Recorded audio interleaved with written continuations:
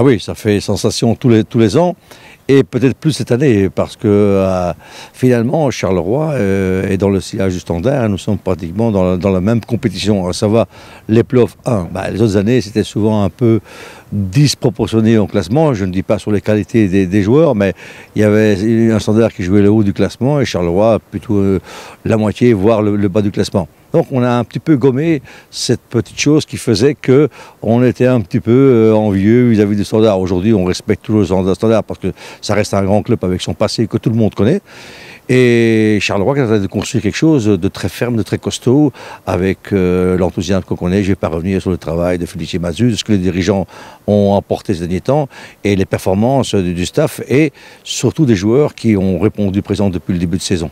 Mais quand je dis on n'a rien à envier sur aujourd'hui, non. Sur l'histoire, oui.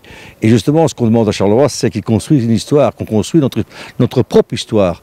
Et la page est en train de s'écrire. Il reste un peu cette finalité que nous sommes en train de l'élaborer. Et je pense que ça passe par samedi, où là, Charleroi, si Charleroi réussit un gros match, je pense qu'avec une victoire, là, il pourra dire qu'il y a vraiment la page qui s'est pratiquement écrite. Et ça sera marqué dans l'histoire, puisqu'on sera certainement concerné par une place européenne à ce moment-là. La beauté de ces playoffs 1, justement, c'est que la spéculation n'existe plus beaucoup, surtout en partant sixième comme on est.